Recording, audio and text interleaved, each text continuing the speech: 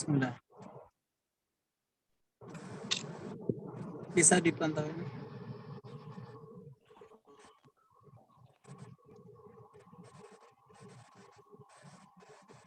طلع البدر علينا من ثنيات الوداع وجب الشكر علينا ما دعا لله داع طلع البدر علينا من ثنيات الوداع.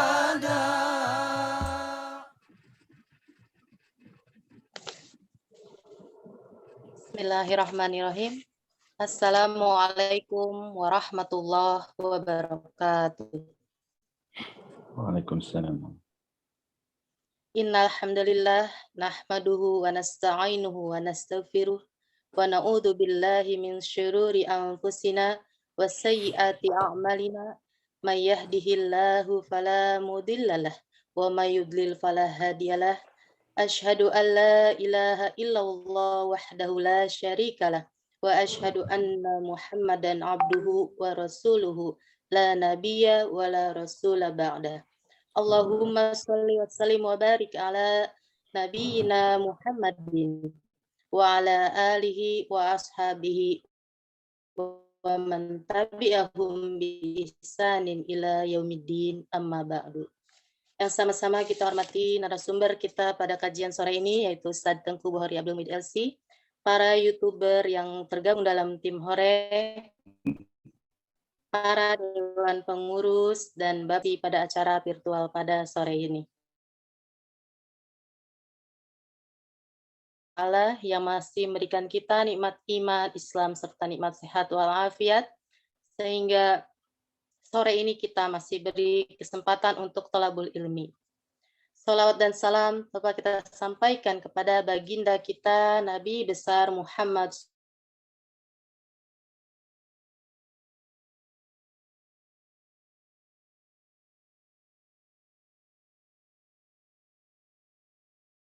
Rabbal Alamin.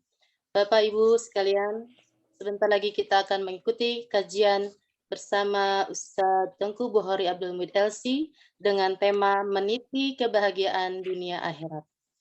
Sebelum acara kita mulai, ada hal-hal yang perlu kami sampaikan, yaitu mikrofon akan kami nonaktifkan sepanjang Zoom meeting berlangsung agar tidak ada suara ekstra pada acara kajian sore ini. Lalu pertanyaan-pertanyaan yang terkait materi webinar Zoom meeting diajukan secara tertulis via Zoom chat maupun komen di YouTube dengan cara ketik tanya dan tuliskan nama serta pertanyaan secara singkat. Lalu peserta wajib berpakaian rapi dan sopan sesuai syariat agama Islam. Baiklah Bapak Ibu, Saudara-saudari rahimakumullah. Sebelum kita mulai, saya membacakan susunan acara terlebih dahulu. Yang pertama pembacaan ayat suci Al-Quran. Ketiga, acara inti, yaitu kajian bersama Ustadz Tengku Bukhari Abdul Muid LC. Yang keempat, sesi tanya-jawab. Kelima, kesimpulan. Dan keenam, doa penutup. Baiklah, Bapak, Ibu, Saudara-saudari, rahimakumullah, kita mulai acara kajian sore ini dengan kita sama-sama membacakan basmalah. Bismillahirrahmanirrahim. Meningkat ke acara kedua, yaitu pembacaan ayat suci Al-Quran, Surah Yunus ayat 24, yang akan disampaikan oleh Ustadz Daeng Zul, dan pembacaan seri tilawah oleh Ustazah Ira Amintapura. Kepadanya kami persilahkan. Mohon maaf, yang akan menggantikan saya sementara untuk saat ini adalah Ibu Enok.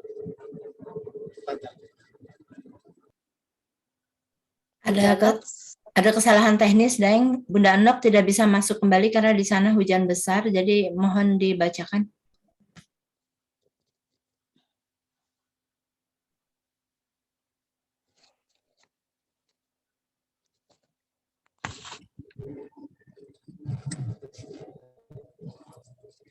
Recording in progress.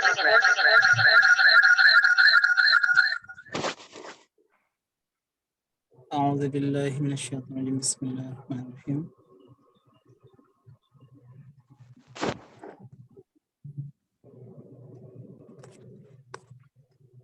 Assalamualaikum warahmatullahi wabarakatuh. Waalaikumsalam.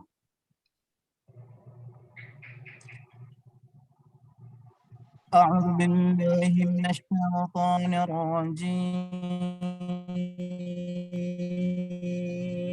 الرجيم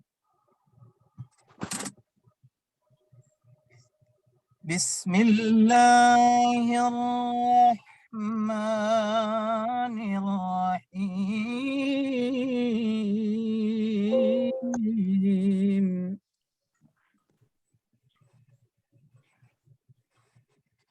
إنما مثل الحياة الدنيا كماء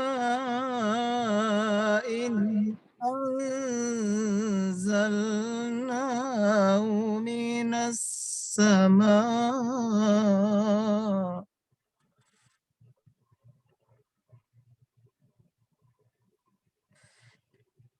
كماء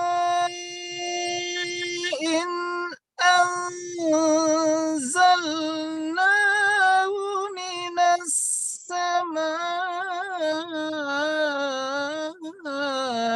فاختلط به نبات الأرض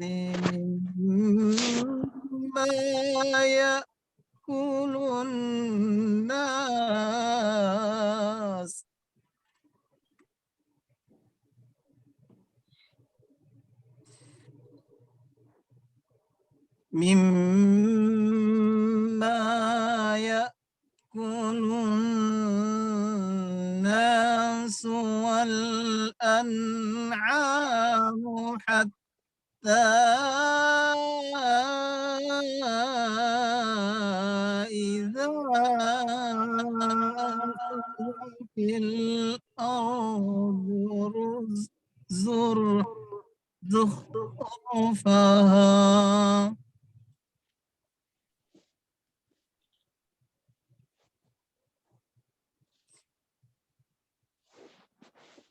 حتى إذا أخذت الأرض زخرفها وزينت وظن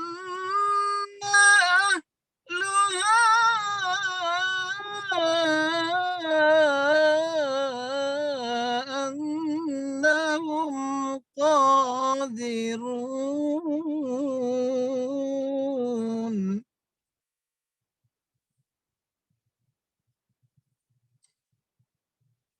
وظن أهلها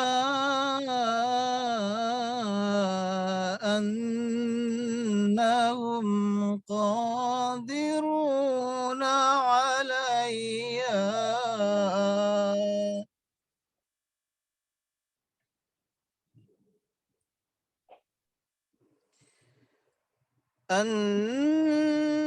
أنهم قادرون عليها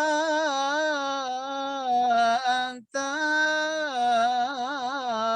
أمرنا ليلا أو نهارا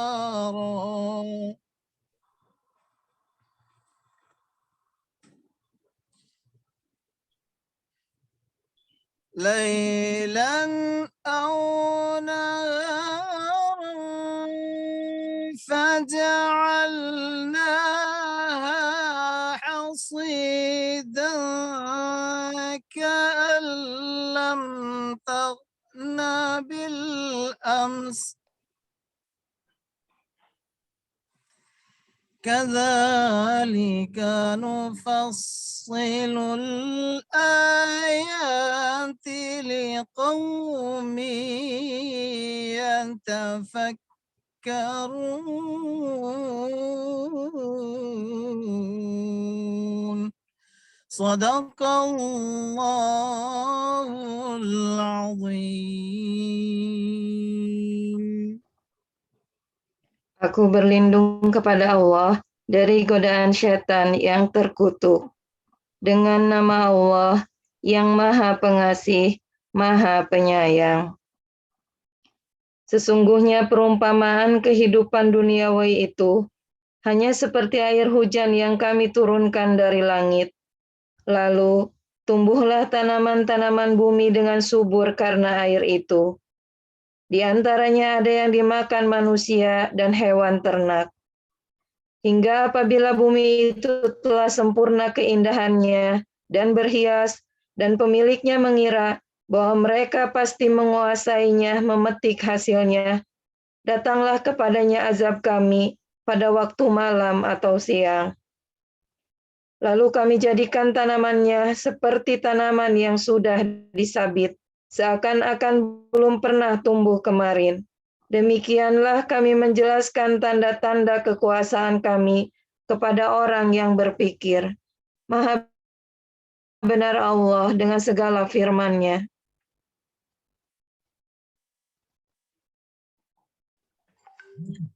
Alhamdulillahirrabbilalamin. Allahumma arhamna bil Quran.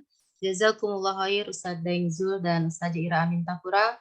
Mudah-mudahan Allah Subhanahu wa taala selalu merahmati kita semua dengan Al-Qur'an. Baiklah Bapak Ibu, saudara-saudari rahimakumullah, serta acara ini live YouTube ya pada penonton YouTube-nya Daeng Zul. Baiklah, meningkat acara selanjutnya yaitu acara ketiga, acara inti yaitu kajian oleh Ustadz kita yaitu Ustadz Tengku Bukhari Abdul Muid LC dengan durasi waktu 45 menit. Kami persilakan Ustadz.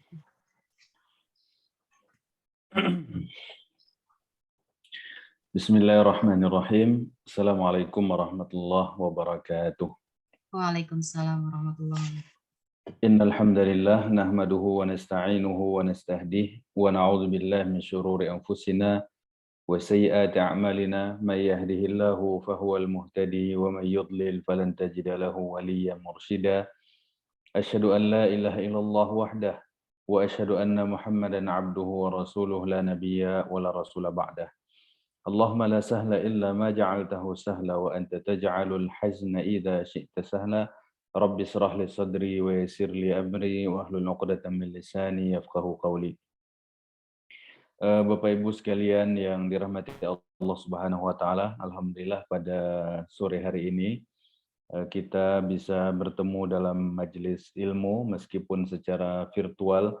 Mudah-mudahan Allah Subhanahu wa taala memberikan keberkahan kepada kita semuanya dan diberikan kemudahan dalam segala urusan kita.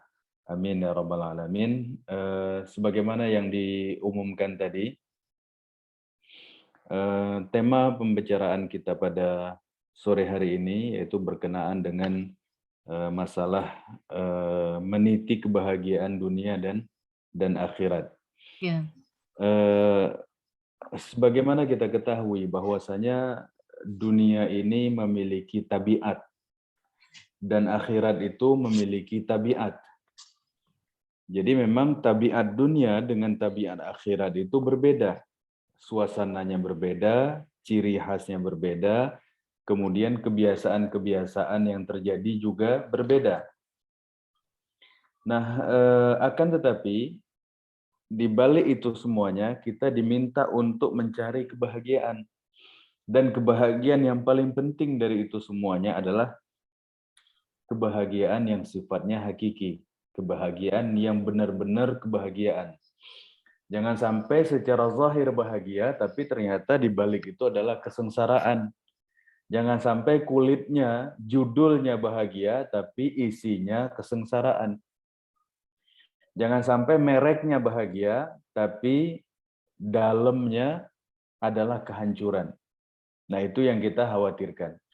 Nah, jadi memang kalau kita melihat tabiat daripada dunia, sebagaimana para ulama dulu itu mengajarkan, sebelum para ulama dulu mengajarkan murid-muridnya, berbagai macam pelajaran. Sebelum diajari berbagai macam pelajaran, mereka diajarin 2 bait dulu.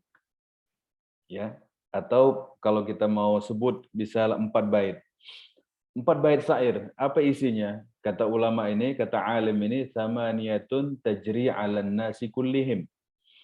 Ada 8 macam hal yang semua orang pasti merasakannya.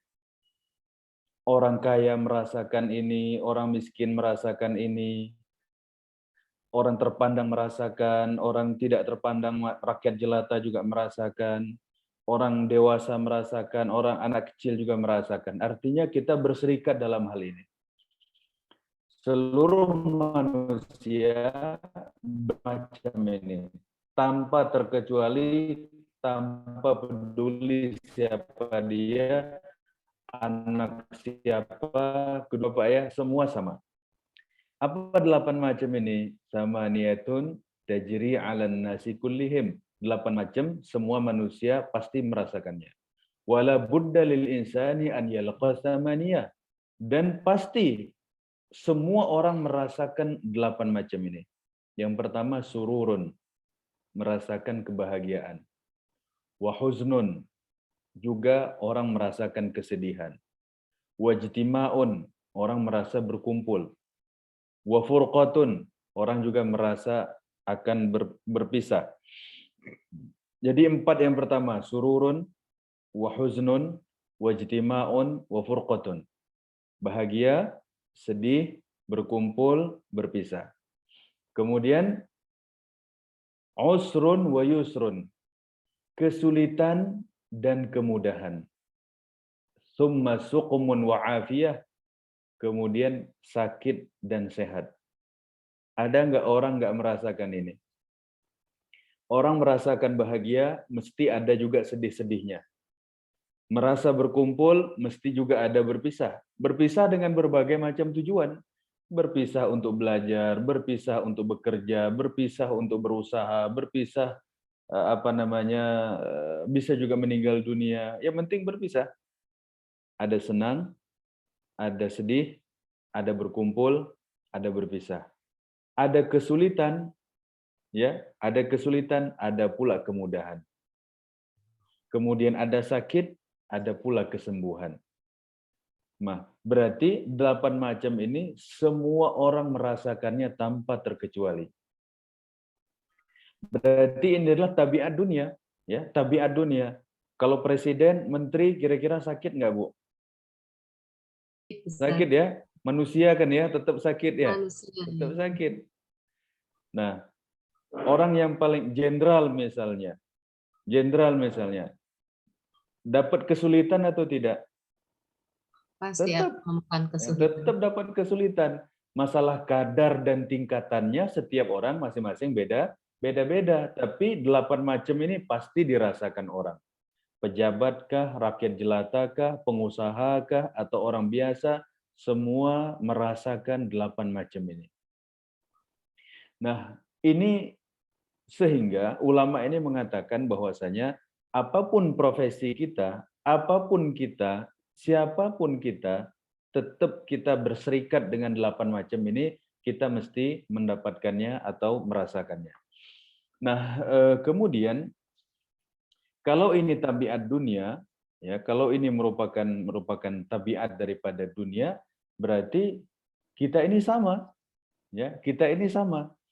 Nah, kemudian Rasulullah SAW menyebutkan dalam satu hadis, kata Nabi, engkau akan masuk surga, kata Nabi. Ya, engkau akan masuk surga. Terus kalau kita masuk surga gimana? Kata Nabi, engkau akan hidup selamanya, engkau tak akan mati. Ya, di dalam surga kita akan hidup selamanya dan engkau tidak akan mati. Kemudian kata Nabi, engkau akan sehat selamanya dan engkau tak akan sakit. Engkau akan muda selamanya dan engkau tak akan tua.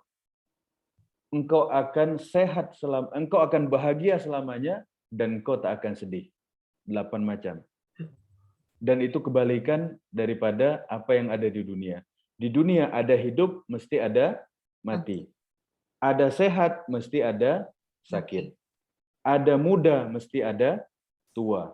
Ada bahagia, mesti ada sedih.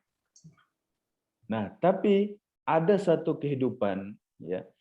Di dunia ini tabiatnya berarti ada mati, ada sakit, ada tua, ada mati, ada sedih. Di akhirat nggak ada macam ini. 4 macam ini tidak ada di akhirat. Yang ada hanya ada di dunia saja. Di dunia udah orang akan jadi tua, sakit, meninggal, sama sedih. Itu hanya di dunia. Di akhirat tidak. Kata Nabi, kamu akan hidup selamanya. Kamu akan muda selamanya. Kamu akan sehat selamanya. Dan kamu akan bahagia selamanya. Berarti ada 2 tabiat kehidupan yang berbeda. Yang akan dihadapi atau dijalani oleh manusia ini. Nah, kemudian ayat yang serupa yang dibacakan tadi, yang kita bacakan tadi, surat Yunus tadi, ayat yang serupa dengan itu atau mirip dengan ayat itu adalah surat Al-Hadid ayat 20. Ya. Surat Al-Hadid ayat 20. Di sana Allah Subhanahu wa taala berfirman, A'udzubillahi minasyaitonirrajim. Bismillahirrahmanirrahim. Ya'lamu annamal hayatud dunya la'ibun wa lahu. Ketahuilah sesungguhnya kehidupan dunia itu hanya permainan dan senda gurau. Wa zinah, dia adalah perhiasan. Wa tafakhur bainakum, dan saling bangga di antara kalian. Wa takatsurun fil amwali wal aulad, dan berlomba-lomba banyak-banyakan uang dan banyak-banyakan keturunan. Ya.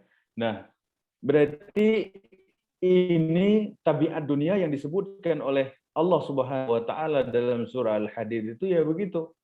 Isinya dunia itu ya begitu.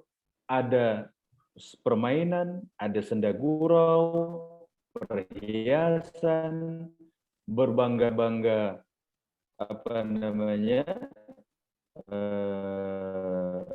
berbangga-bangga, dan seterusnya.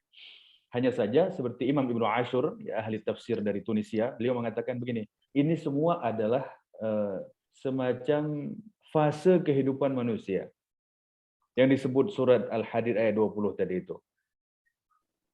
Kata beliau, al-la'ib, ya, taursin at-tufulah was-siba. Kata beliau, main-main itu fase anak kecil sama anak-anak puber. Itu kerjaannya itu, ya. Kemudian Allahu kalau dalam bahasa Arab bukan hanya senda gurau sebenarnya. Main-main, santai-santai, pergi-pergi, itu disebut dengan lahu.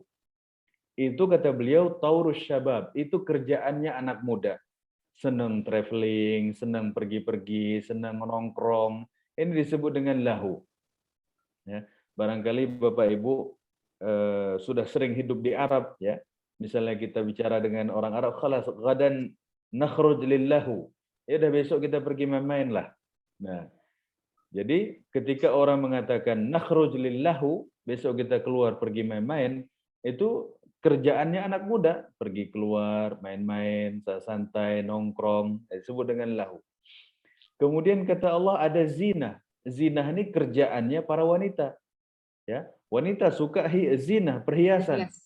Perhiasan di telinganya, di lehernya, di gelangnya, di mana-mana perhiasan. Ya, itu memang kesukaannya wanita.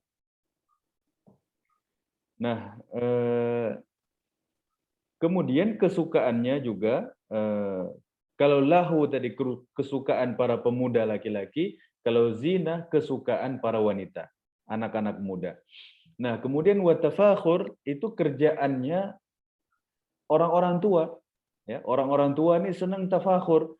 Lihat anak saya sekolah di sana, yang satu lagi udah jadi pejabat, yang satu lagi udah PNS, yang satu lagi udah ini, sudah diangkat, udah ini. Itu kerjaannya orang tua. Ya. Wabil khusus bapak-bapak.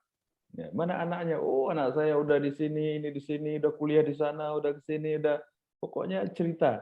Ya. Watakatsur, senang banyak-banyakan duit. Ya, ini ibu-ibu. Ya. Mana ini setorannya, ini mana segala macamnya. Jadi kata Imam Ibnu Ashur dalam tafsir At-Tahrir wa Tanwir, kata beliau, ini semua yang disebutkan dalam surat Al-Hadid merupakan fase kehidupan manusia dan manusia menjalani ini semuanya. Nah, Bapak Ibu sekalian dirahmati Allah, kalau misalnya kita sudah melihat dan kita sudah mengetahui, ternyata fase kehidupan manusia itu segitu modelnya. Dan tabiat daripada kehidupan di dunia itu begitu adanya. Ada bahagia, ada sedih, ada sehat, ada sakit, dan lain sebagainya. Nah, kita sebagai manusia yang hidup ini, kita dituntut untuk cari kebahagiaan. Karena kebahagiaan ini merupakan salah satu yang memang diburu oleh manusia dan dicari oleh manusia. Benar nggak, Bu? Ya. Coba ibu-ibu lihat orang buat konten, kadang-kadang nggak punya malu, ya, nggak punya malu, bersikap aneh-aneh, ya, jingkrak-jingkrak, joget-joget di depan kamera, dilihat orang satu dunia, nggak punya malu. Tapi kenapa dia begitu? Cari bahagia. Kenapa begitu? Karena dia bahagia kalau dikenal banyak orang, ya, walaupun dikenal agak gila dikit juga nggak apa-apa, yang penting terkenal, ya. Jadi macam-macam ini. Nah, jadi makanya kita lihat kehidupan manusia ini begitu adanya dan tabiat kehidupan ini seperti itu adanya. Nah, kita diperintahkan untuk mencari kebahagiaan ini. Nah, misalnya kita lihat tadi kebahagiaan adalah sesuatu yang dicari oleh semua orang. Apakah dia muslim atau non-muslim, semua orang cari bahagia. Ya, bahkan termasuk orang-orang yang kalau kita tanya orang berzina, kenapa berzina? Dicari bahagia. Kenapa orang minum khamar? Dicari bahagia. Kenapa orang pakai narkoba? Dia bilang mau cari bahagia. Ya kan ya? Dia bilang bisa nge-fly, bisa gini, orang cari bahagia. Tapi apakah benar itu mendatangkan kebahagiaan ataukah tidak? Apakah benar-benar itu bahagia ataukah bahkan justru sebaliknya? Orang minum khamar, tujuannya bahagia. Ternyata minum khamar, udah minum kurang mabok, akhirnya dicampur. Ya, disebut dengan oplos. Setelah dioplos, diminum, akhirnya innalillahi wa inna ilaihi raji'un. Cari bahagia, tapi ternyata ujungnya adalah sengsara. Nah, sebagian lagi menganggap bahagia itu di dalam perjalanan. Dia pikir kalau banyak jalan-jalan dapat bahagia. Akhirnya hidupnya apa? Di jalan terus. Pergi ke sana, pergi ke sini, pergi ke negara itu, pergi ke negara ini. Mengeluarkan uang yang sangat banyak untuk cari yang namanya bahagia. Cari kepuasan. Cari kepuasan, cari ketenaran, cari cari bahagia. Tapi apakah di situ letak bahagia itu, apakah bukan? Nah, itu jadi pertanyaan. Nah, makanya persepsi orang mencari bahagia itu macam-macam. Ada yang mencari bahagia dalam perjalanan, yaitu melancong ke sana ke sini, cari bahagia. Ada juga bahagia ini berpikir dalam usaha, orang cari usaha. Ada juga orang berpikir bahagia ini di dalam maksiat. Orang berpikir begitu. Oh, mungkin kalau ini bisa bahagia, kalau melakukan itu bisa bahagia. Akhirnya mereka berbuat maksiat untuk mencari kebahagiaan. Tapi sebenarnya itu adalah kebahagiaan yang palsu. Nah, yang kita cari ini adalah yang benar-benar bahagia. Ya, jangan sampai judulnya bahagia, tapi ternyata dalamnya sengsara. Ya, Bu ya. Nah, misalnya pedagang-pedagang narkoba itu dia bilang, udah pakai ini aja, kamu fly, kamu tenang, kamu bisa tidur, tapi nah terus-terus dia konsumsi, akhirnya badannya kurus, duitnya habis, keluarga berantakan, masa depan menjadi nggak jelas. Itu akibat begitu. Apalagi kalau terkena bujuk rayu rentenir, ya udah itu. Ya kata rentenir, ini uang, kamu bisa beli ini, bisa beli itu, bisa beli ini, senang kamu nanti, katanya begitu. Nah, giliran ditagih baru sengsara. Ya. Berbunga-bunga. Ditagih sekian kali lipat dan lain sebagainya. Nah, kita ingin mencari satu hal yang disebut dengan kebahagiaan dunia dan akhirat. Dan para ulama sudah menjelaskan hal itu semuanya kepada kita dengan baik dan sempurna. Sehingga kita nggak usah nyari-nyari kebahagiaan seperti yang dicari oleh orang-orang non-muslim. Mereka mencari bahagia dalam maksiat, mereka mencari bahagia dalam kemurkaan kepada Allah dan lain sebagainya. Kita orang Islam juga butuh bahagia. Kita orang Islam juga membutuhkan kenikmatan hidup. Akan tetapi kita mencarinya dalam rangka ketakwaan kepada Allah Subhanahu wa taala dan di dalam keimanan kita kepada Allah Subhanahu wa taala. Nah, hal yang disebutkan oleh para ulama yang benar-benar mendatangkan kebahagiaan yang pertama adalah al-iman wal amal as-salih. Iman dan amal soleh. Ini adalah kebahagiaan. Ini adalah kebahagiaan yang hakiki, kebahagiaan yang sebenarnya. Bukan hanya di akhirat, akan tetapi juga di dunia. Maka seorang yang beriman kepada Allah, itu hatinya senang. Orang yang beribadah kepada Allah, itu hatinya bahagia. Maka sesungguhnya kebahagiaan yang sebenarnya itu terletak pada iman dan amal soleh. Kita lihat firman Allah Subhanahu wa taala dalam surat An-Nahl ayat 97. Di sana Allah Subhanahu wa taala berfirman, A'udzubillahi minasyaitonirrajim. Bismillahirrahmanirrahim. Man 'amila salihan min dzakarin aw unsa wa huwa mu'min. Siapa saja yang beramal soleh, apakah dia laki-laki atau perempuan, wa huwa mu'min, sedangkan dia beriman kepada Allah. Falanuhyiyannahu hayatan thayyibah. Kami akan berikan kepada dia kehidupan yang baik. Hidupnya bahagia, hidupnya tentram, hidupnya nggak ada masalah. Ya, walaupun ada masalah itu satu hal yang wajar karena memang itu tabiat dunia. Tapi dia bisa keluar dari masalah itu dengan baik. Kemudian kata Allah, ini di dunia. Falanuhyiyannahu hayatan thayyibah. Benar-benar kami akan berikan kepada dia kehidupan yang baik. Kemudian yang kedua, walanajziyannahum ajrahum. Benar-benar kata Allah, kami akan berikan balasan kepada dia bi ahsan, dengan yang lebih baik. Makanu ya'malun, dari apa yang telah mereka kerjakan. Nah, jadi di sini kita lihat bahwasanya Allah Subhanahu wa taala memberikan jaminan kepada orang yang beriman kemudian beramal soleh, dia pasti bahagia. Kalau keimanannya benar dan dia beribadah kepada Allah Subhanahu wa taala dengan sebenar-benarnya, maka pasti Allah akan memberikan kebahagiaan tersebut kepada dirinya. Maka nggak usah repot-repot mau cari bahagia. Ya, kuatkan iman kita kepada Allah, kemudian setelah itu beribadah kepada Allah. Coba ibu lihat orang yang pergi haji, pergi umroh, betapa bahagianya itu. Padahal bukan dapat duit, ya malah keluar duit, ya enggak?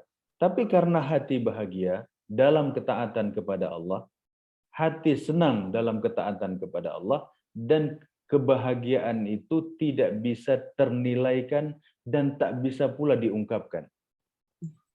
Kebahagiaan yang kita dapatkan dalam ibadah itu sulit kita sebutkan. Ya, karena yang tahu kita. Betapa nikmatnya sholat tahajud. Betapa nikmatnya membaca Al-Quran. Betapa nikmatnya membaca istighfar, membaca selawat kepada Nabi. Betapa nikmatnya itu. Nah, itu semuanya baru dirasakan oleh orang-orang yang mengamalkannya. Baru bisa dia menikmatinya.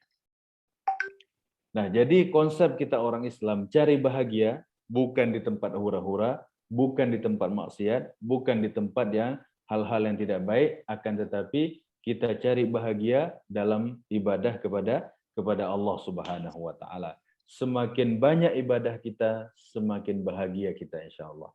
Amin. Nah, makanya kita lihat Rasulullah SAW. Rasulullah masalahnya banyak enggak? Banyak. Banyak. Ujiannya banyak apa tidak? Ya, banyak. Ujiannya paling banyak. Manusia yang paling banyak ujiannya di dunia ini adalah para nabi dan rasul. Paling banyak ujiannya. Harusnya paling banyak ujiannya bagaimana? Paling menderita kan? Mhm. Ya enggak, Bu? Iya, Ustaz. Orang kalau ujiannya banyak kan paling susah hidupnya. Cobaannya banyak, menderitanya banyak, paling berat. Akan tetapi ujian yang banyak, cobaan yang banyak itu menjadi tidak bernilai, terhapus semua dengan nikmatnya ibadah. Makanya Rasulullah menyebutkan wa ju'ilat qurrata aini fis shalah. Kebahagiaanku, kata Nabi, diletakkan Allah di dalam salat. Makanya ketika sebelum turun salat 5 waktu, Allah mewajibkan kepada kaum muslimin melaksanakan salat tahajud sebelum Isra Mi'raj. Yang wajib itu salat tahajud. Iya. Nah, padahal itu periode Mekah, periode yang ujiannya sungguh. Akan tetapi dengan salat tahajud, ujian yang berat itu, ujian yang banyak itu ternyata menjadi ringan. Nah, makanya ketika kita membaca firman Allah Subhanahu wa taala, wasta'inu bis sabri was shalah. Mintalah pertolongan kepada Allah dengan sabar dan salat. Nah, ini sudah terbukti. Rasulullah kata Rasulullah, manusia yang paling banyak ujiannya adalah para nabi dan rasul. Paling banyak ujiannya, paling banyak cobaannya, paling banyak rintangan dalam hidup. Akan tetapi semua rintangan, ujian, cobaan itu menjadi ringan dengan ibadah kepada Allah Subhanahu wa taala. Dan kita tahu bahwasanya manusia paling bahagia hidupnya di dunia ini adalah Rasulullah. Betul tidak, Bu? Ya. Iya, Ustaz. Manusia yang paling bahagia hidup di dunia ini adalah Rasulullah. Padahal rumahnya biasa aja. Kendaraannya keledai, onta. Masih untung ibu-ibu punya motor ya, punya mobil. Nah, sederhana. Bahkan Ibnu Umar, putra Umar bin Khattab, kata beliau, aku pergi ke rumah kakakku, istri Nabi, Hafsah. Iya. Aku berdiri di dalam kamar Rasulullah dan aku bisa tanganku ini bisa menyentuh atap rumah beliau. Coba, setinggi apa atap rumahnya? Atap rumah kita ini paling rendah 3 meter, Bu. Iya. Ya kan ya? Paling rendah. Agak mending sedikit 3,5 meter. Ada yang lebih bagus lagi 4 meter atau bahkan 5 meter. Nah, rumah Rasulullah atapnya pendek. Bisa dipegang ya oleh anak muda yang tingginya sedang-sedang. Ini menunjukkan bahwasanya rumah Rasulullah itu sederhana, kemudian kehidupan Rasulullah sederhana, makanan Rasulullah sederhana, akan tetapi karena ibadahnya banyak, beliau menjadi manusia paling bahagia di sisi Allah Subhanahu wa taala. Makanya kalau kita ingin bahagia nih, obatnya mudah. Ya, biayanya murah. Ongkosnya juga murah.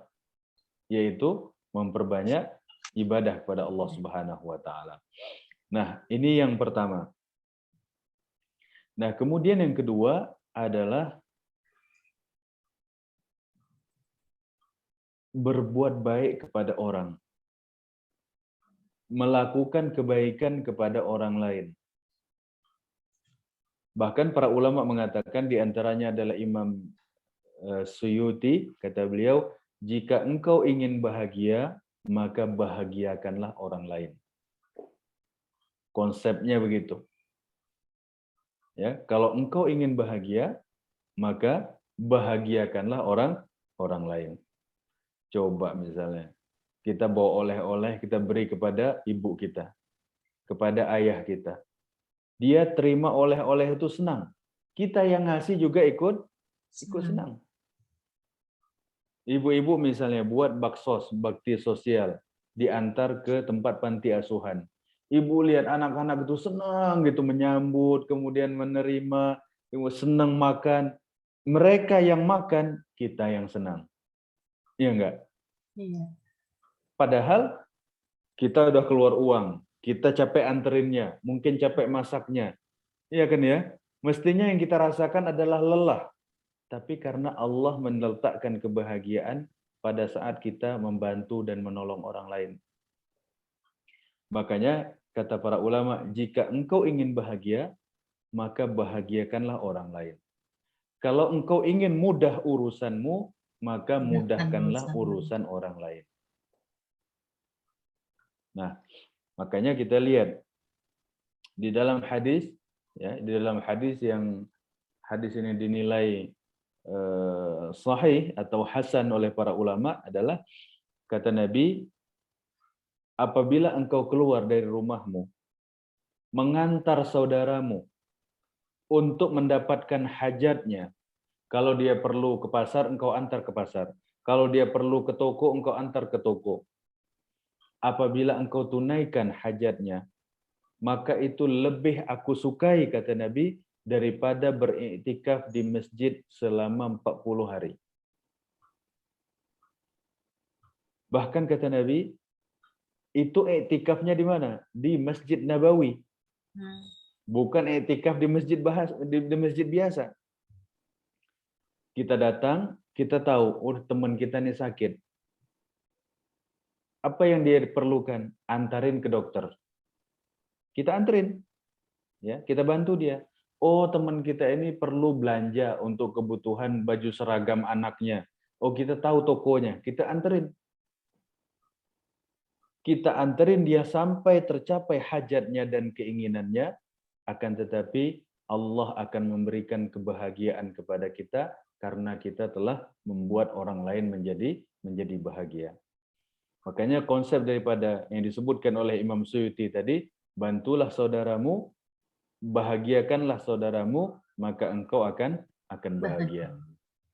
Makanya kita lihat, orang-orang yang sudah ketagihan sedekah, itu nggak akan berhenti. Kenapa? Di situ dapat bahagia. Dia mendapatkan kebahagiaan di dalam sedekah. Dia mendapatkan kebahagiaan di dalam membantu orang lain. Dia mendapatkan kebahagiaan pada saat dia memudahkan urusan orang lain. Nah, jangan sampai kayak metode orang-orang nggak jelas itu. Dia bilang gini, kalau kita bisa mempersulit, ngapain dipermudah, katanya gitu. Nah, ini orang jahil banget ini, ya. Katanya kalau bisa dipersulit, ngapain dipermudah. Nah, ini apa namanya? Ini pemahaman yang salah, ya. Pemahaman kita kaum muslimin adalah yassiru wala tu'assiru. Berikan kemudahan, jangan engkau berikan kesulitan. Ya, basyiru wala tunafiru. Beri kabar gembira, jangan kamu takut-takutin. Nah, jadi ini konsep Nabi sallallahu alaihi wasallam ketika Rasulullah mengutus Abu Musa al-Asy'ari dan mengutus Khuzaifah untuk berdakwah, ya. Muaz bin Jabal, ketika Rasulullah mengutus Abu Musa dan Muaz bin Jabal ke Yaman untuk berdakwah di Yaman. Pembekalan dakwahnya apa kata Nabi? Yassira wala tu'assira. Kamu kasih mudah orang, jangan kamu kasih sulit orang-orang itu. Basyira wala tunafira. Berikan kabar gembira kepada mereka dan janganlah kamu berdua menyampaikan kesulitan buat orang. Nah, jadi untuk mendapatkan bahagia dunia dan akhirat, yang kedua ini adalah membantu orang lain, bahagiakan orang lain. Nah, kemudian yang ketiga adalah al-iktsar min zikrillah, memperbanyak zikir kepada Allah Subhanahu wa taala. Ya, sesuai dengan firman Allah Subhanahu wa taala dalam surat Ar-Ra'd ayat 28, ya. Ala bi zikrillahi tatma'innul qulub. Ya, sungguhnya hanya dengan berzikir kepada Allah hati manusia itu akan tentram. Nah, tentram ini bahagia, ketenangan, ketentraman. Jadi orang yang paling banyak zikirnya kepada Allah, yang paling banyak menyebut asma Allah, adalah manusia yang paling berbahagia. Nah, makanya kita lihat pada saat para ulama dulu, kalau mereka mendapatkan kesulitan dalam hidup, yang mereka perbanyak adalah zikir. Ya, bukan curhat. Ya. Kalau zaman sekarang ini banyak masalah, banyak cobaan, ngapain? Curhat sana, curhat sini. Udah gitu Status. update status lagi, ya. Nah, itu bukan begitu teorinya, ya, bukan begitu konsepnya. Kita dapat masalah, dapat ujian, dapat cobaan, dapat kesulitan, perbanyak zikir kepada Allah. Subhanallah, subhanallah, subhanallah, ya. Kalau zaman sekarang, kalau taruh di status WA, taruh lagi status FB, taruh lagi status Instagram. Jadi orang satu kampung jadi tahu, oh lagi masalah orang itu. Ya. Ya. Kalau zaman dulu, kalau kita punya masalah, orang nggak ada yang tahu. Ya, kalau kita punya kesulitan, orang nggak ada yang tahu. Tapi sekarang kita punya utang, satu kampung orang tahu. Iya. Kita lagi ada kesulitan, satu kampung orang tahu urusan kita. Jadi kita nggak punya rahasia. Nah itu nggak bisa, kita ini, perihal hidup kita ini nggak boleh diumbar. Itu rahasia kita. Kita punya kesulitan, kita punya masalah, nggak boleh di status-statusin itu aib itu. Tahu yang baik-baik ya Ustaz. Hah? Kasih tahu yang baik-baik aja ya. Ya, kasih tahu yang bahagia-bahagia aja, ya. Ya, tahadus bin ni'mah boleh, ya. Ceritain kau dapat nikmat boleh, kata firman Allah, wa amma bi ni'mati rabbika fahaddits, ya. Tapi kalau cerita ini cerita itu enggak. Ya. Bukan menyelesaikan masalah, tapi malah menyeret-nyeret orang dalam masalah kita. Nah, ini hal yang kita lihat ya di dalam firman Allah Subhanahu wa taala, kalau kita banyak zikir, kalau kita banyak masalah, hati jadi gelisah, hati jadi enggak nyaman, yang kita perbanyak bukan update status, ya. Update statusnya sama Allah, ya. Nah, yang kita update status kita di hadapan Allah, sebutkan subhanallah, alhamdulillah, wala ilaha illallah, Allahu akbar. Nah, para ulama dulu begitu. Bahkan Abu Hurairah, ya, sahabat Nabi, kata beliau, kalau kami ada masalah, kami memperbanyak istighfar. Astagfirullah, astagfirullah, astagfirullah. Sehingga dengan istighfar itu Allah memberikan kemudahan dalam urusan kami. Jadi sehingga ya semakin ada masalah, semakin ada kesulitan, itu koneksinya dengan Allah itu kuat. Ya, jaringannya itu kuat. Nah, jangan sampai udah masalah banyak, jaringannya jelek. Ya. Nah, itu susah nyautnya, komunikasinya susah. Nah, makanya pada saat orang punya masalah, kemudian dia sebut nama Allah, sebut nama Tuhannya, maka ini akan memberikan ketenangan dan ketentraman insya Allah. Nah, kemudian yang berikutnya, yang ke berapa ini? Yang keempat. Ya. Yang keempat, kata ulama, perbanyak baca Quran. Ya, harus memperbanyak baca Al-Quran. Karena Al-Quran ini memberikan ketentraman kepada manusia. Coba kita lihat firman Allah dalam surat Thaha ayat 124.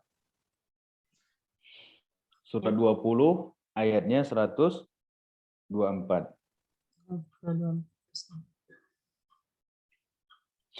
Auzubillahi minasyaitonirrajim. Bismillahirrahmanirrahim. Wa man a'rada an dzikri fa inna lahu ma'isyatan dhanka. Siapa yang berpaling dari peringatanku, dari Quran, fa inna lahu ma'isyatan dhanka. Kami akan berikan dia kehidupan yang sulit, kehidupan yang susah. Wa nahsyuruhu yaumal qiyamati a'ma. Di akhirat dibangkitkan Allah dalam keadaan buta. Lalu dia tanya kepada Allah, Rabbi lima hasyartani a'ma wa qad kuntu basira. Ya Allah, kenapa engkau bangkitkan aku dalam keadaan buta, sedangkan dulu aku ketika di dunia aku bisa melihat.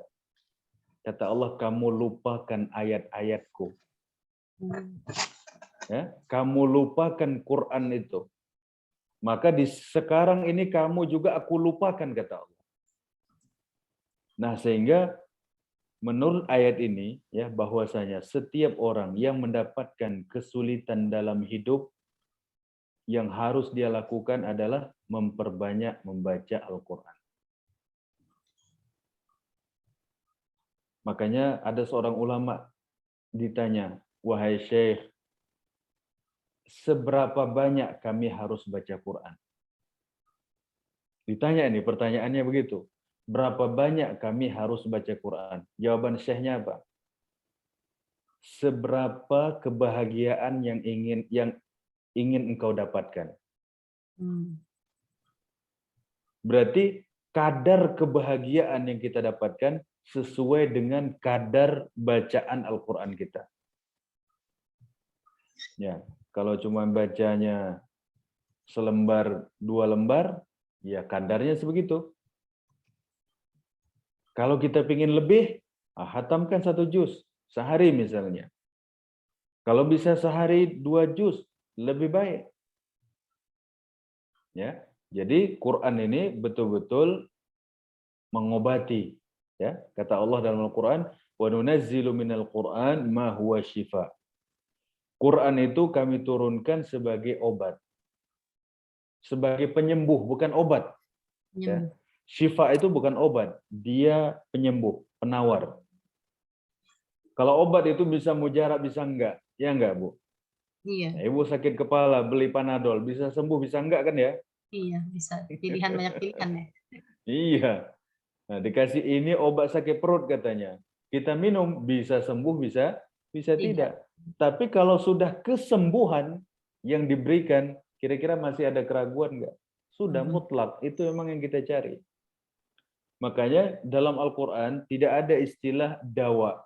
Misalnya maksudnya Allah memberikan sifat untuk Quran ini tidak ada yang sifatnya dawa, tapi semuanya syifa, yaitu kesembuhan. Efek dari obat, tujuan dari obat itu adalah kesembuhan. Dan Quran itu adalah kesembuhan.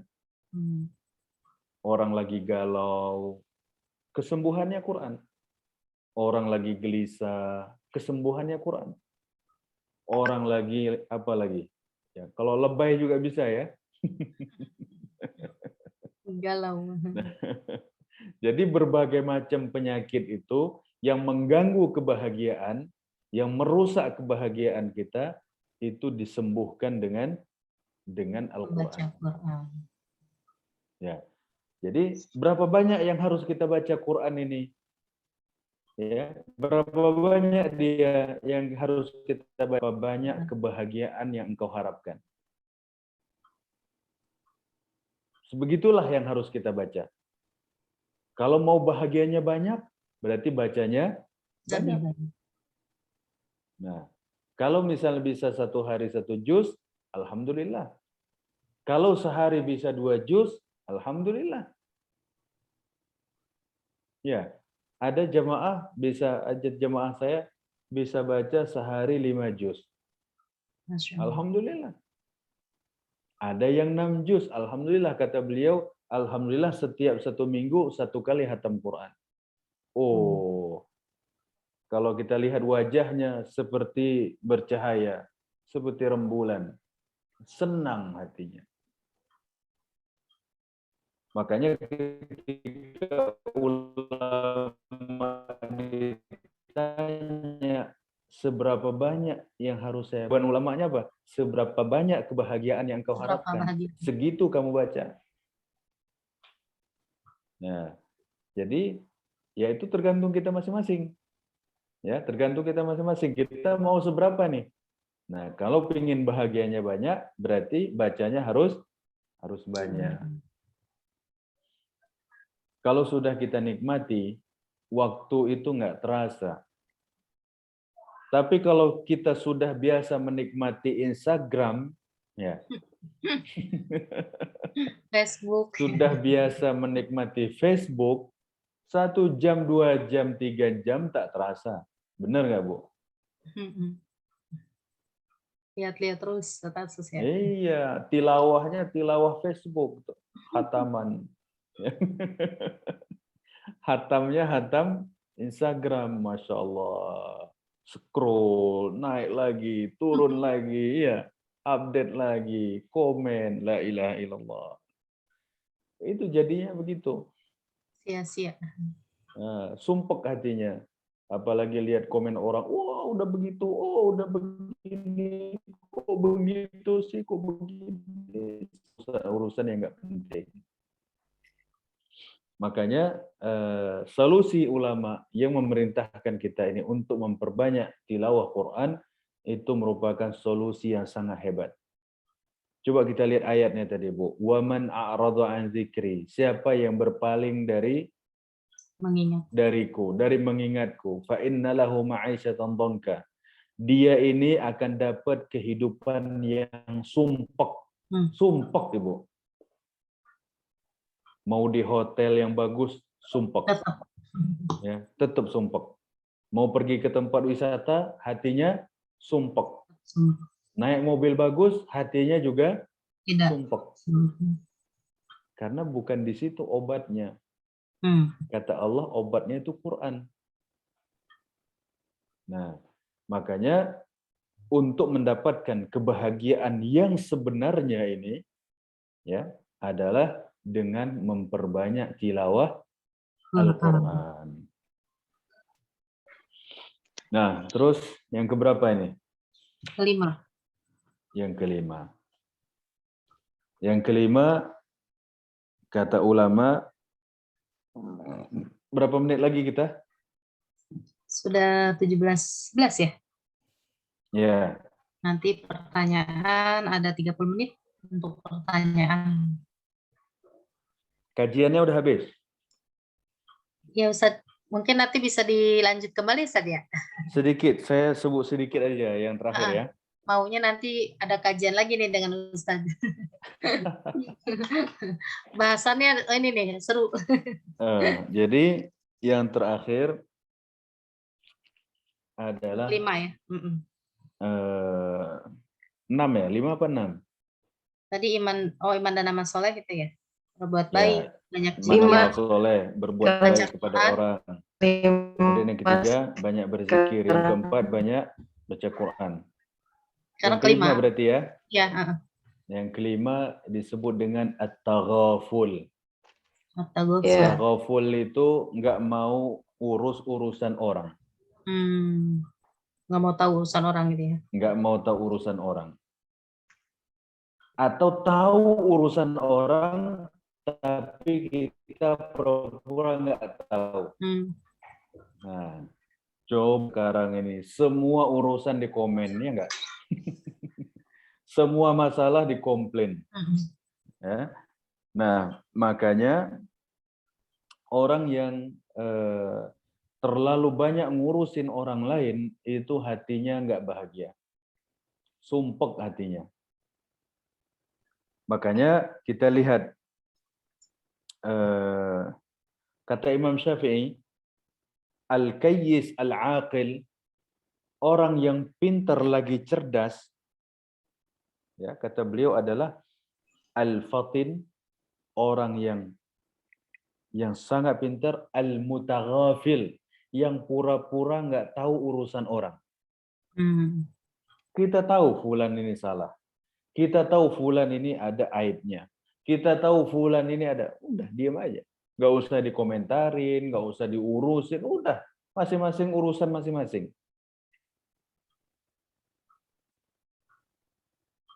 Nah, makanya Ali bin Abi Thalib radhiyallahu anhu, beliau berkata begini, man lam yataghafal, siapa yang tidak mengabaikan urusan orang, tanaghasat ma'i'aisyatuhu, kehidupannya menjadi susah. Orang yang buat masalah, kita jadi heboh. Orang yang buat urusan, kita yang ikut-ikutan. Jadi orang yang buat masalah, kita yang heboh. Terlalu banyak ngurusin urusan orang lain, itu menjadi masalah. Makanya yang disebut dengan taghaful ya adalah kita berusaha untuk hanya ngurusin urusan kita sendiri. Nggak usah ikut urusan orang lain. Nah, makanya kalau di kalangan orang Arab dulu, ya mereka berkata begini, laisal ghabiyyu bisayyidin fi qaumihi. Pemimpin itu tidak dianggap bodoh di tengah-tengah masyarakatnya. Lakin sayyida qaumihi al-mutaghabi. Tapi pemimpin yang hebat itu adalah pemimpin yang pura-pura nggak tahu kesalahan bawahannya. Dia tahu semua, tapi dia pura-pura nggak tahu aja. Supaya apa? Fokus pada urusan yang penting. Ya, fokus pada urusan yang penting, tinggalkan urusan perkara yang tidak penting. Apalagi bukan urusan kita. Ya. Makanya kita lihat, Rasulullah itu berkata kepada para sahabatnya. Apa kata Rasulullah? La yuhaddithuni ahadun an ahad. Jangan sampai ada seorang pun di antara kalian yang datang kepadaku menceritakan kesalahan saudaranya. Jangan sampai ada. Ya, kata Nabi, la yuhaddithuni ahadun an ahad. Jangan sampai ada seorang pun di antara kalian yang datang kepadaku menceritakan, mengadu kesalahan saudaranya. Apa masalahnya? Kata Nabi, fa inni uridu an akhruja ilaikum wa ana salimus sadr. Karena aku ingin keluar menemui kalian dengan hati yang lapang. Ya, kita bergaul dengan orang dan kita nggak tahu kesalahan orang itu jauh lebih enak, lebih ringan, lebih mudah daripada kita bergaul dengan orang dan kita tahu aibnya. Ya enggak? Kita bergaul dengan orang biasa aja.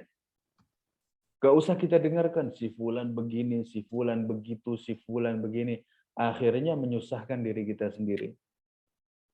Begitu kita ketemu, oh ini yang ini itu, yang ini itu. Ya, akhirnya kita bergaul dengan orang itu serba terbatas atau merasa nggak nyaman. Nah makanya orang yang hebat itu bukan orang yang mengurusin detail-detail masalah orang lain, bukan. Orang yang hebat itu yang bisa mengabaikan kesalahan orang. Urus yang penting-penting aja, yang kira-kira nggak penting, nggak usah diotak-atik urusan orang, biarin aja. Ya, makanya ada seorang orang Saudi cerita sama saya.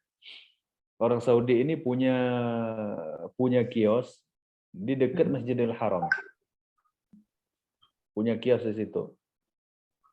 Kemudian yang jaga itu orang India. Kata orang kata orang teman-temannya, kamu ini jangan mau memperkerjakan orang India. Nanti mereka mencuri hartamu, mencuri uang.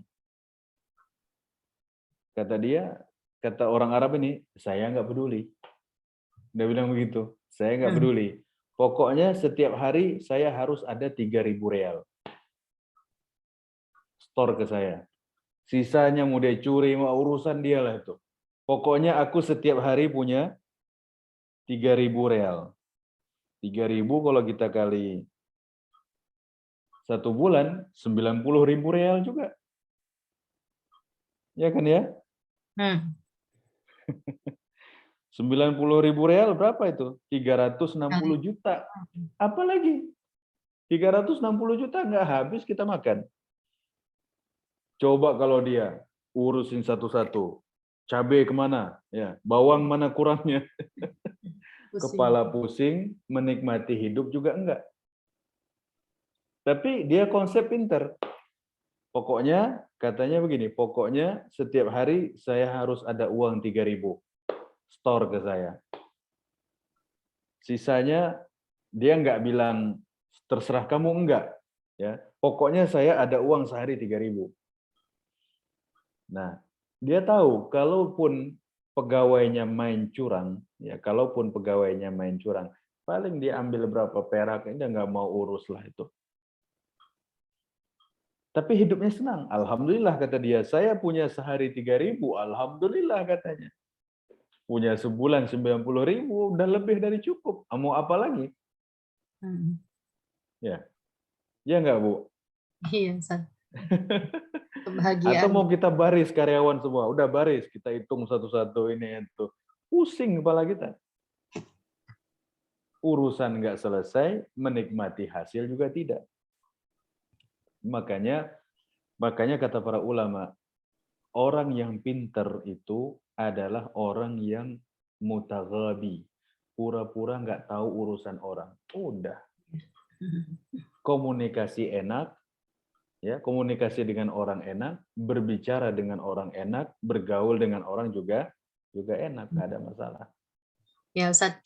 Baik, ini sudah ada 3 penanya, Ustaz, di chat. Ya, silahkan. Ya, alhamdulillah pemaparan dari Ustadz, materi kajian ini alhamdulillah banyak sekali ilmu yang kita dapatkan. Terima kasih kepada Daeng Zul ya yang sudah memberikan fasilitas kepada kami di live YouTube-nya dengan channel Daeng Zul. Ya, silakan nanti diikuti. Baik, di sini ada pertanyaan yang pertama dari Pak Taufik. Jadi langsung aja Ustadz ya. Jadi ada 3 pertanyaan nanti dijawab sekalian aja ya Ustadz ya. Yang pertama dari Pak Taufik, bagaimana mendapatkan ketenangan yang menunjukkan kebahagiaan kita dalam makna sebuah ayat Al-Quran, yang artinya hati menjadi tenang dengan mengingat Allah. Itu pertanyaannya. Yang kedua, Bu Indriani, Ustadz, agar kita istiqomah dalam berbuat baik dan agar tidak menjadi riya, doa apakah yang baik untuk kita langgengkan untuk berzikir? Dan yang keduanya, yang ketiganya dari Bu Azza Amalia. Assalamualaikum Ustadz, mohon maaf bisa dijelaskan mengenai pendalaman hub, khauf, roza dalam kehidupan dunia wa akhirah. Jazakallah khair Ustadz. Itu ada 3 pertanyaan tentang makna hub, ya, khauf, roza. Lalu tadi doa yang dilanggengkan untuk zikir dan makna ketenangan dalam Al-Quran. Ya, silakan. Ya, pertanyaan pertama dari Pak Taufik ya. Bagaimana mendapatkan kebahagiaan yang disebut dalam Al-Quran, hati menjadi tenang dengan mengingat Allah. Berzikir kepada Allah itu mesti kita lakukan secara berulang-ulang dan sering. Nah, kadang-kadang hati kita ini sudah dipenuhi berbagai macam kesibukan. Kesibukan urusan dunia, kesibukan dalam pekerjaan, kesibukan dalam rumah tangga, dan lain sebagainya, sehingga kepekaan hati kita ini berkurang. Akan tetapi itu semuanya bisa kita kikis, terkikis dengan memperbanyak zikir kepada Allah. Barangkali pada saat hari ini kita baca 100 kali, kondisi hati kita biasa. Besok kita baca lagi, sudah memberikan efek. Besoknya kita bacakan lagi, sudah memberikan efek yang lebih baik. Jadi dia semacam hati kita ini, kata Nabi dalam satu hadis, Innal quluba bani Adam tasda' kama yasda'ul hadid. Sesungguhnya hati anak Adam itu berkarat seperti berkaratnya besi. Hati kita ini bisa berkarat. Tentu bukan secara fisik ya. Kalau dicek sama dokter juga nggak ada karatnya. Jadi kata Nabi, Inna quluba bani Adam tasda' kama tasda'ul hadid. Sesungguhnya hati anak Adam itu berkarat seperti berkaratnya besi. Kalau sekali belum hilang karatannya. Ya enggak, Bu? Iya. Besok kita gosok lagi pelan-pelan, mulai berkurang karatannya. Jadi hati kita ini tergantung daripada kondisi karatannya masing-masing. Tapi kata Nabi, obat berkarat itu adalah zikir kepada Allah. Nah, semakin sering seorang menyebutkan asma Allah, semakin sering seseorang menyebutkan nama Allah, kita gosok, kita bersihkan. Pada titiknya nanti kita sebut asma Allah, kita akan merasakan ketenangan. Ada seorang ulama di Saudi cerita gini. Beliau pergi ke bandara, tapi naik taksi. Dan supir taksinya itu orang Korea. Nah, karena beliau lihat ini orang-orang wajah Asia nih. Nah, sambil jalan ke bandara ngobrol. Kamu agama apa? Dia bilang, agamamu apa? Dia bilang, agama saya nggak punya agama katanya. Kami orang Korea nggak punya agama. Terus kalau kamu punya hajat, punya keperluan, punya harapan, permintaan, kamu ngomong sama siapa? Kalau kamu sedih, kalau kamu gelisah, kamu gimana?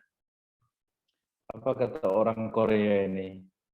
Katanya, saya pergi ke gurun pasir, kemudian saya angkat tangan saya begini. Saya berlutut, kemudian saya angkat tangan saya ke atas begini, lalu saya katakan, Allah Karim, Allah Karim. Dengan menyebutkan kata-kata itu, katanya, hati saya tenang. Coba, orang ateis. Orang ateis, tidak beriman kepada Allah. Dia katakan, Allah Karim, Allah Karim. Sebut nama Allah aja nggak pas. Ya, sebutnya Allah Karim, Allah Karim. Tapi meskipun begitu, Allah berikan ketentraman dalam hatinya pada saat manusia menyebut asma Allah. Apalagi orang beriman.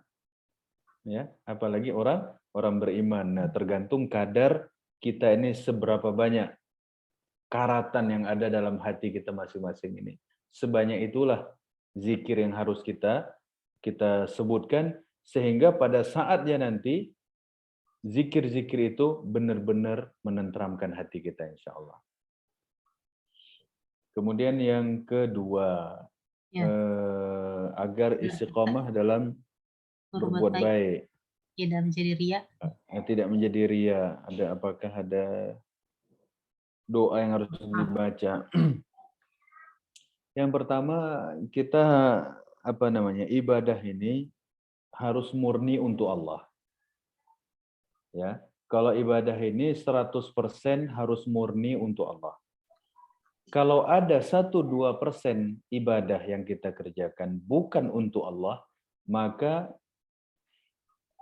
yang 98% itu akan tertolak, tidak diterima oleh Allah. Misalnya gini, kita pergi umroh. 97% niatnya ikhlas karena Allah. Cuman 2% aja pengen update status dan pengen diketahui orang supaya kita sudah umroh. Gara-gara 2% ini, yang 98% itu tertolak. Terus jadinya bagaimana? Nah, kita harus pikir baik-baik. Masa ibadah yang kita kerjakan ini ditolak oleh Allah gara-gara urusan kecil. Urusan yang tidak bermanfaat. Makanya kata para ulama, nanti disebutkan di dalam hadis, bahwasanya orang-orang pelaku ria itu tidak dikasih balasan oleh Allah. Di hari kiamat apa dikatakan Allah kepada dia? Idhabu ilal ladzina kuntum turauna fid dunya fahal tajiduna indahumul jaza. Kamu orang-orang ria, kamu cari orang-orang yang dulu kamu cari perhatian sama dia. Kata Allah di akhirat, kamu cari orang-orang yang dulu kamu cari perhatian kepada dia ketika ibadah, ketika di dunia, kamu cari sekarang, kata Allah. Kamu minta ganjaran sama dia. Allah nggak kasih ganjaran. minta ganjaran sama orang itu kan nambah ribet kita ya. Kita ngurus diri sendiri aja susah, apalagi ngurus orang lain. Nah, jadi bahwasanya orang yang pelaku riya itu ibadahnya tidak sah dan tidak diterima oleh Allah Subhanahu wa taala. Nah, kalau kita tahu kalau kita riya ibadah kita nggak sah, kira-kira kita mau begitu apa tidak? Nggak mau, inginnya Kita nggak diterima. mau. Kita mau cari pahala, kita mau cari yang sah. Nah, kemudian doa yang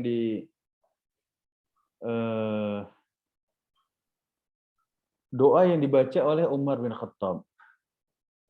Apa doa Umar bin Khattab? Kata Umar bin Khattab, Allahumma ja'al amali kullahu salihah. Ya Allah, jadikan semua yang aku kerjakan menjadi amal soleh. Waj'alhu liwajhika khalisa. Ya Allah, amal soleh itu jadikan hanya untuk mencari ridhamu saja. Yang ketiga, wala taj'al li ahadin ghairika syai'a. Jangan kamu jadikan untuk orang walaupun cuma sedikit. Itu doa dari Umar bin Khattab untuk menghindari riya. Dia bilang apa? Allahumma ja'al amali kullahu salihah. Ya Allah, jadikan apa yang aku kerjakan semua menjadi amal soleh. Yang kedua, waj'alhu liwajhika khalisa. Jadikan amal soleh itu ikhlas karena engkau saja.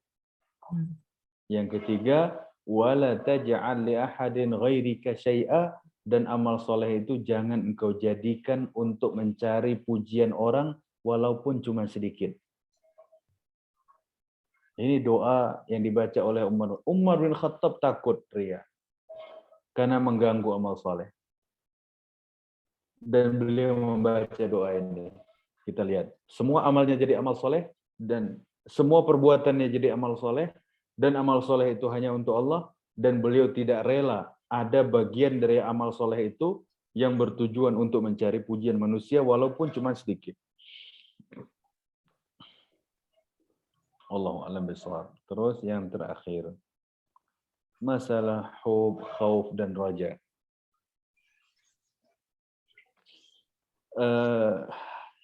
Kata siapa ini, Imam Ibnu Rajab Al-Hambali, kita beribadah kepada Allah itu karena 3 macam ini. Dalam kita beribadah kepada Allah harus ada khauf, harus ada rasa takut. Rasa takut aja nggak cukup. Kenapa? Kalau rasa takut aja, nanti dia nggak punya harapan, dia akan frustasi. Dia akan takut terus, ketakutan terus. Dia akan frustasi. Dalam kita beribadah kepada Allah, apa yang harus ada dalam hati kita? Harus ada dalam hati kita khauf, takut. Takut kepada Allah. Takut kalau Allah murka, takut kalau Allah marah. Takut kalau kita tinggalkan sholat, Allah murka sama kita, kita takut. Harus ada takut. Tapi takut aja tidak cukup. Karena kalau cuma takut, nanti kita bisa stres, frustasi. Kemudian yang kedua harus ada raja. Raja itu harapan. Kenapa kita sholat? Satu, takut kepada Allah. Tapi meskipun takut, kita punya harapan. Harapannya masuk surga. Kenapa kita sedekah? Takut harta kita nggak berkah. Tapi kita juga punya harapan dengan sedekah, insya Allah harta bertambah. Ya. Kenapa kita birrul walidain? Takut kita durhaka. Ya, takut kita menjadi anak durhaka. Tapi kita juga punya harapan dengan birrul walidain, anak keturunan kita nanti juga akan menjadi anak yang saleh. Rezeki kita akan mudah. Jadi ada khauf, ada roja. Roja aja nggak cukup. Harapan saja nggak cukup. Tapi harus ada dua-duanya. Harus ada khauf, harus ada roja. Ada takut, ada harapan. Kita beribadah, takut kepada Allah, tapi juga ada harapan nanti insya Allah masuk surga. Kemudian yang lebih hebat lagi, harus ada hub. Hub itu cinta kepada Allah. Kita beribadah kepada Allah bukan hanya karena takut, bukan juga hanya mengharap balasan, tapi juga karena cinta kepada Allah. Sehingga hal yang sulit, yang berat, itu akan menjadi mudah karena kita kerjakan dengan cinta kepada Allah. Makanya Ibnu Rajab Al-Hambali, beliau memberikan semacam ilustrasi.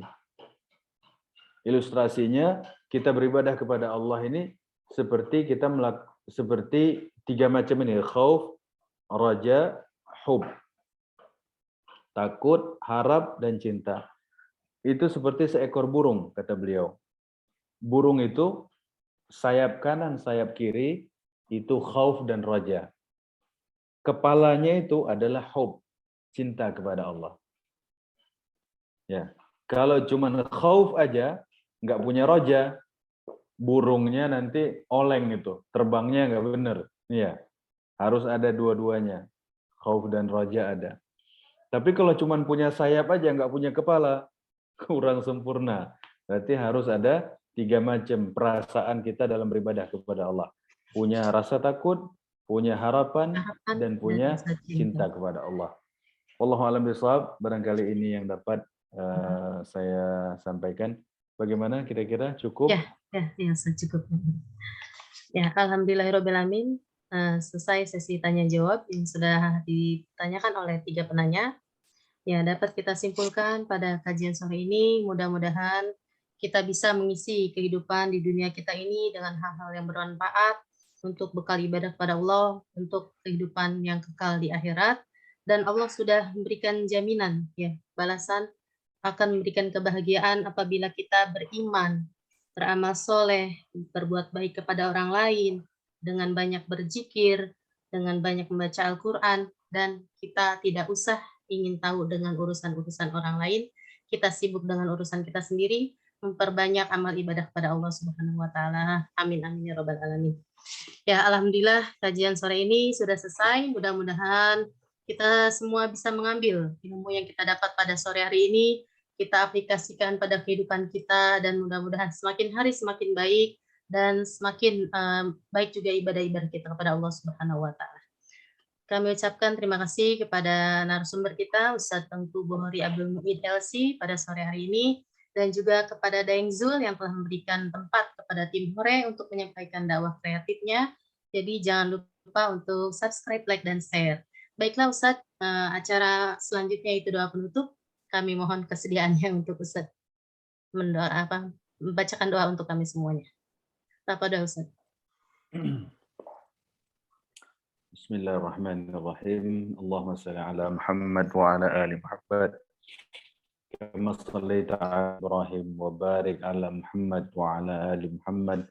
Kama barakta ala Ibrahim wa ala ali Ibrahim fil alamin innaka Hamidum Majid. Allahumma inna nas'aluka salamatan fid din wa afiyatan fil jasad wa ziyadatan fil ilmi wa barakatan fil rizqi wa taubatan qabla al-maut wa rahmatan 'inda al-maut wa maghfiratan ba'da al-maut. Allahumma la tada' lana fi majlisina hadha dhanban illa ghafartah wa la hamman illa farajtah wa la maradan illa shafaitah wa la daynan illa qadaitah wa la hajatan min hawaiji dunya wal akhirah illa qadaitaha wa yasartaha ya rabbal alamin bi rahmatika ya arhamar rahimin. Rabbana zalamna anfusana wa illam taghfir lana wa tarhamna lanakunanna minal khasirin. Rabbana atina fid dunya hasanah wa fil akhirati hasanah wa qina adzabannar. Subhanakallahumma rabbana wa bihamdika asyhadu an la ilaha illa anta astaghfiruka wa atubu ilaik. Wassalamualaikum warahmatullahi wabarakatuh. Waalaikumsalam warahmatullahi wabarakatuh. Jazakallahu khair Ustaz. Mudah-mudahan Allah mengabulkan permohonan-permohonan kita. Alhamdulillah acara kita sore hari ini sudah selesai dan berjalan dengan lancar.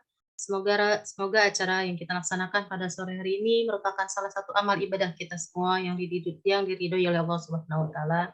Saya mohon maaf yang sebesar-besarnya apabila terdapat tutur kata yang kurang berkenan.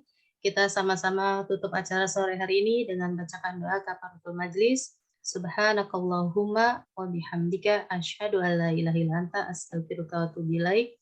Saya mewakili seluruh dewan pengurus dan panitia acara Zoom meeting pada sore hari ini mengucapkan jazakumullah khairan katsiran atas partisipasi Bapak Ibu Saudara-saudari dalam acara Jum Dakwah Kreatif sore hari ini, dan mudah-mudahan kita dipertemukan kembali dalam kajian-kajian selanjutnya. Akhirul kalam, wassalamualaikum warahmatullahi wabarakatuh. Waalaikumsalam warahmatullahi wabarakatuh. طلع البدر Saya izin Bu ya. علينا Assalamualaikum. ثنيات الوداع وجب الشكر علينا ما